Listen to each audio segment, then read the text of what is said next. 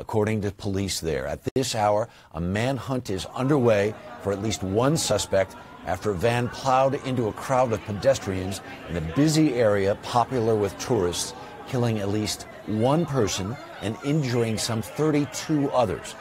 We want to get right now to NBC's Kelly Cobier, who's standing by in London. Kelly, what's the latest there?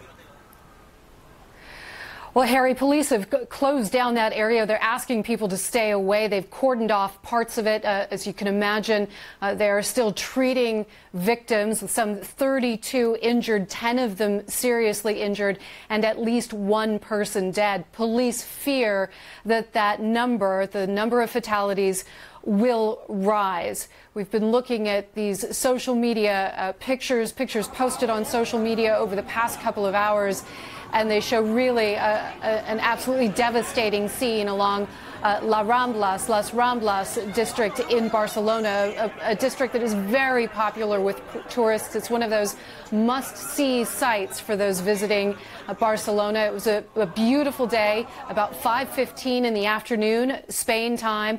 The area was packed with tourists when eyewitnesses say this white van jumped the curb and accelerated into the crowd. These pictures, some of them just too graphic to show on television, show people lying on the ground, some of them not moving. Emergency services helping many of the victims, and also people who were simply eyewitnesses and not hurt, also trying to help the wounded. As you mentioned, police at this hour are looking for at least one suspect. They have closed down that area. They have stopped, they've closed train stations and metro stations and are now searching for this one person. A lot of reporting in local media about who the suspect might be, about possible items that may have been found in that van, and records of who may have rented it. And none of this confirmed as yet by police, but they are treating this, Harry, as a terrorist attack. They call it massive and intentional. Kelly Cobier in London, thank you very much. We want to confirm right now what we're reporting is what we know we can confirm. There's a lot of information on social media with various reports of numbers of injured, numbers dead, other events that may or may not be going on in Barcelona right now. We're telling you the things that we know for sure.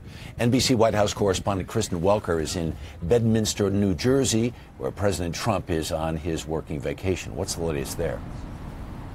Harry, we know that the president's chief of staff, John Kelly, has been made aware of the situation in Barcelona and is briefing the president. We anticipate he will continue to brief him throughout the day. President Trump, of course, has made fighting terrorism a key campaign promise, one of the pillars of his presidency. And since he took office, there have been a number of terror attacks on foreign soil, from London to Paris, Stockholm, and beyond. And in each instance, the president responds with very strong words, a robust response, another vow to fight terrorism and to crack down on ISIS. At this point in time, no word on whether we will hear from President Trump today. We can tell you that he has no public events on his schedule. He is going to be having lunch with the governor of Florida. He has another meeting later on this afternoon.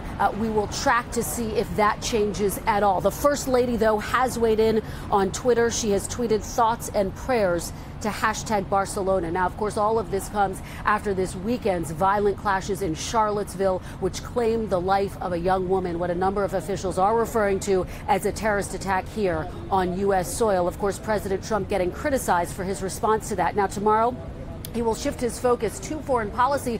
The president heads to Camp David, where he will be meeting with the vice president, his National Security Council, as well as his defense secretary. The key topic there will be Afghanistan. What is the strategy moving forward? But undoubtedly, Harry, they will address what is happening in Barcelona today. Yeah, especially in light of current events. Kristen Welker in Bedminster, New Jersey, thank you very much. NBC national security analyst Michael Leitner, former director of the National Counterterrorism Center, joins us now on the phone. Michael, just from what you've been able to observe over the last couple of hours, what are you thinking? Well, Harry, regrettably, this looks very much like other attacks that we've seen, and an adoption of this very simple yet painfully effective technique by terrorist groups. Of course, began in some extent with ISIS in Nice, the most successful attack.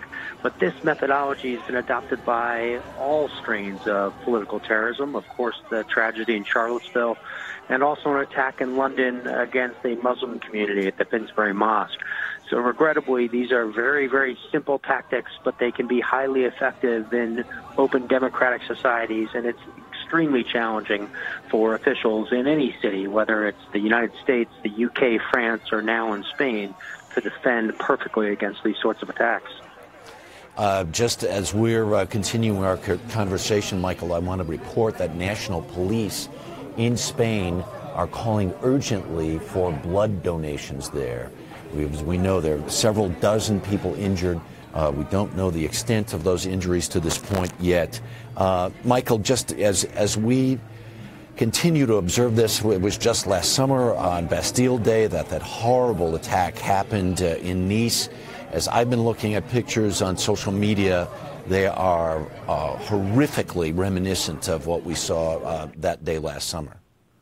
It really is, Harry, and unfortunately, terrorists learn from successes.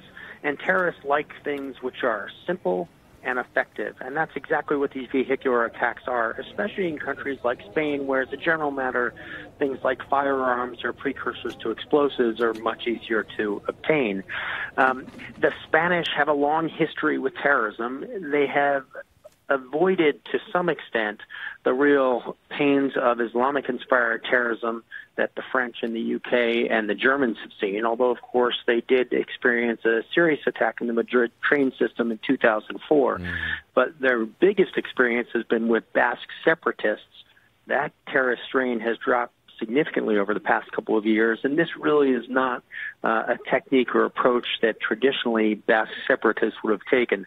So I think, although we obviously don't know enough, there are enough hallmarks here, and what the Spanish officials are saying, it looks much like the European attacks we've seen over the past year or two. Yeah, because if memory serves, the Basque separatists in the most violent parts of that movement, there were bombings. Difficult to sort of, look at this, and we've not heard that anyone has taken credit for this thus far. Are you hearing any rumblings, anything reportable that you could enlighten us with in that regard?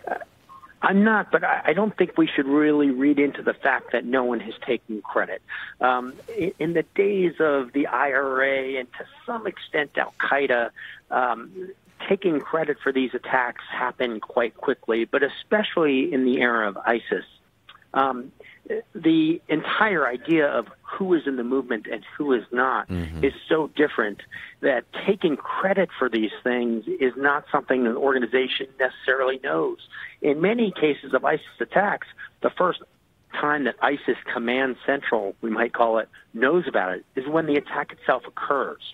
So I don't expect that we will hear anything from ISIS if this turns out to be Sunni-inspired terrorists anytime soon.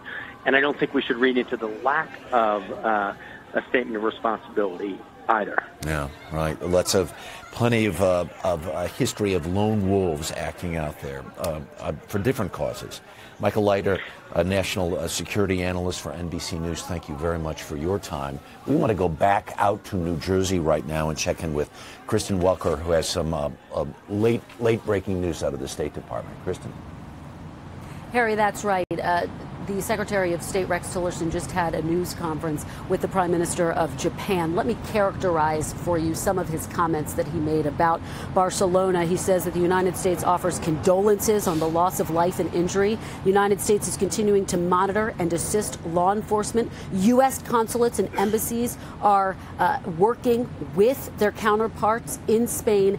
And this final point, Harry, is an important one. He is urging all Americans who are in the area area to let their loved ones know that they are safe, to contact their loved ones if they can. It underscores the fact that this is a whole of government response. Everyone within the Trump administration focused on what is happening right now in Barcelona as President Trump continues with his working vacation here in New Jersey. And again, he is here with his chief of staff and a number of his other top advisors. They are continuing to make sure he is briefed on the ongoing developments out of Barcelona, Harry. Kristen Walker and Bedminster this afternoon, thank you. We're going to have full coverage throughout the day on MSNBC and on NBCNews.com, and a complete wrap-up tonight on NBC Nightly News with Lester Holt. For now, I'm Harry Smith, NBC News, New York.